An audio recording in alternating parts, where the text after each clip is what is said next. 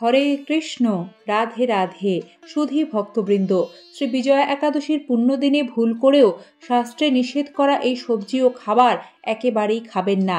শাস্ত্রমতে নিজের অজান্তেও একাদশী তিথিতে এই নিষিদ্ধ খাবার গ্রহণ করলে রোগ শোক কষ্ট দারিদ্র্য কখনোই পিছু ছাড়ে না।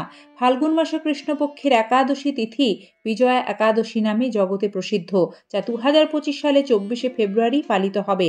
পৌরাণিক কাহিনী অনুযায়ী বিজয়া একাদশীর ব্রত পালন করলে সমস্ত কাজে জয়লাভ করা যায়।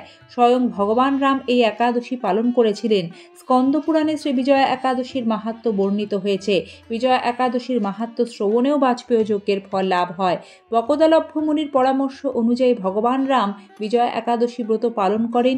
এর পুণ্য প্রভাবে সমুদ্র পার করেন, রাবণ বধ করে লঙ্কা জয় করেন। বিজয়া একাদশী ব্রত পালন করলে ব্যক্তি যেমন সমস্ত কাজে জয়ী হয়, তার পাশাপাশি জগৎপালক ভগবান নারায়ণের আশীর্বাদে তাদের মোক্ষ লাভের পথ প্রশস্ত হয়। শুদ্ধভাবে একাদশী পালনের নিয়মবিধি আছে। শাস্ত্রের সেই নিয়ম, একাদশীতে কি কি খাবারে নিষেধাজ্ঞা আছে, একাদশী পালনের নিয়ম, ব্রতের মাহাত্ম্য, কোন নিয়ম পালন করতেই হবে ধাপে ধাপে জানবেন। সমর্থপক্ষে দশমীতে একাহার, একাদশীতে নিরাহার ও দ্বাদশীতে একাহার করবেন। তা হতে অসমর্থ পক্ষে শুধুমাত্র একাদশীতে অনাহার করতে হয়।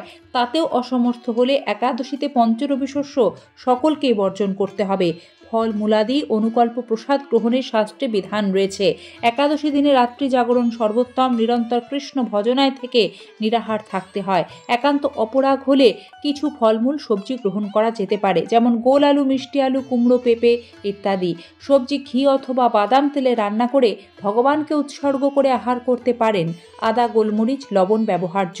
এক্ষেত্রে বাড়িতে গুঁড়ো করা হলুদ ব্যবহার করা উত্তম এবং যে কোনো ব্রত পুজো বিধিতে সৈন্ধব লবণ ব্যবহার করবেন। আবার অন্যান্য আহার্য বিভিন্ন ফলমূল, নারকেল, বাদাম, লেবুর শরবত, দুধ, ঘরে বানানো দুগ্ধ জাতীয় সামগ্রী ইত্যাদি। তবে যাই গ্রহণ করুন না কেন, ভগবানকে ভোগ লাগিয়েই খেতে হবে। একাদশীতে 5 প্রকার রবিশস্য গ্রহণ করতে নিষেধ করা হয়েছে।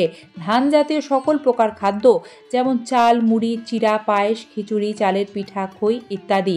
গম জাতীয় সকল প্রকার খাদ্য, আটা, ময়দা, সুজি, বেকারির বিস্কুট বা সকল প্রকার বিস্কুট, বেকারির রুটি, হরলিক্স জাতীয় এই ধরনের খাবারগুলি। জব বা ভুট্টা জাতীয় সকল প্রকার খাদ্য, যেমন ছাতু, খই, রুটি ইত্যাদি। ডাল জাতীয় সকল প্রকার খাদ্য, যেমন মুগ, মুসুরি, মাসকলাই, খেসারি, ছোলা, অড়হর, ফেনল, মটরশুঁটি, বরবটি, সিম ইত্যাদি। সরিষার তেল, সয়াবিন তেল, তিল তেল ইত্যাদি। এই পঞ্চরবি শস্যের যে কোনো একটিও একাদশীতে গ্রহণ করলে ব্রত সম্পূর্ণরূপে নষ্ট হয়ে যায়। উল্লেখ্য, যারা সাত্ত্বিক আহারী নন এবং চা, বিড়ি, সিগারেট, পান, কফি, নেশার বস্তু গ্রহণ করেন, একাদশী ব্রত পালনের সময় ভুলেও এইগুলি মুখে দেওয়া যাবে না। এতে মহাপাপ হয়, ব্রত ভঙ্গ হয়। একাদশী তিথিতে শ্যামা চাল, কাউনের চাল এইগুলিও খাওয়া যাবে না। ডালিয়া, ওটসও খাওয়া যাবে না, কারণ শ্যামা চাল, কাউনের চাল ধান জাতীয় কিন্তু খাবার, আর ডালিয়া গম জাতীয়। একাদশী দিনে বেগুন, কলমি শাক, পুঁই শাক এবং মধু ভুল করেও খাবেন না। কোনো আমিষ খাবার খাবেন না।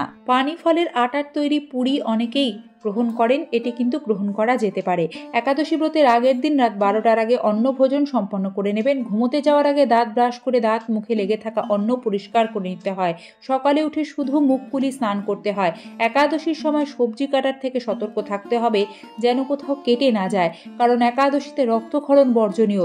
দাঁত ব্রাশ করার সময় অনেকে রক্তক্ষরণ হয়, তাই আগের দিন ব্রাশ করতে বলা হয়।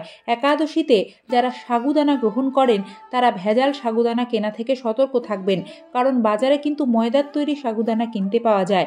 তাই খাঁটি সাগুদানা কিনবেন এবং সেটি রান্না করে খেতে পারেন নির্দিষ্ট নিয়মে। যারা একাদশীতে একাদশী রান্না করেন, তাদের 5 ফোড়ন ব্যবহার থেকে সবসময় সতর্ক থাকতে হবে, কারণ 5 ফোড়নে সরিষার তেল, তিল তেল থাকতে পারে, যা একাদশী দিনে সম্পূর্ণরূপে বর্জনীয়। একাদশীর পারণ ছাড়া ব্রত অসম্পূর্ণ। পারণ কি? পারণ হলো একাদশী তিথির পরদিন উপবাস ব্রত ভঙ্গের নিয়ম। একাদশীর ঠিক পরের দিন পারণের নির্দিষ্ট সময়ের মধ্যে ভগবানকে পঞ্চরবি শস্য ভোগ নিবেদন করে তাতে তুলসীপত্র অর্পণ করে পারণের মন্ত্র 3 বার উচ্চারণ করে একাদশী ব্রত পূর্ণরূপে সমাপন করতে হয় এবং সেই ভোগ নিজে কৃষ্ণ প্রসাদ হিসেবে গ্রহণ করতে হয়, নতুবা একাদশীর কোনো ফল লাভ হয় না। একাদশী ব্রত পালনের একমাত্র প্রকৃত উদ্দেশ্য কেবল উপবাস নয়, তাই একাদশী দিনে নিরন্তর ভগবানের নাম স্মরণ, মনন, শ্রবণ, কীর্তনের মাধ্যমে একাদশীর দিন অতিবাহিত করতে হয়। এদিন যতটুকু সম্ভব উচিত একাদশী পালনে পরনিন্দা, পরচর্চা, মিথ্যা ভাষণ, ক্রোধ, দুরাচারী, স্ত্রী সহবাস, সম্পূর্ণরূপে নিষিদ্ধ। একাদশী ব্রতের দিন চলমান একাদশীর মাহাত্ম্য ভগবত ভক্তের শ্রীমুখ হতে অবশ্যই শ্রবণ করবেন, অথবা সম্ভব না হলে নিজে সূচি সাত্ত্বিকভাবে ভক্তি সহকারে একাদশীর ব্রত মাহাত্ম্য পাঠ ও শ্রবণ করতে হয়। একাদশীতে প্রসাধনী ব্যবহার নিষিদ্ধ। তৈল, সুগন্ধি, সাবান, শ্যাম্পু ইত্যাদি বর্জন করতে হবে। সকল প্রকার ক্ষৌরকর্ম অর্থাৎ নখ, চুল, দাড়ি কাটা সম্পূর্ণরূপে নিষিদ্ধ।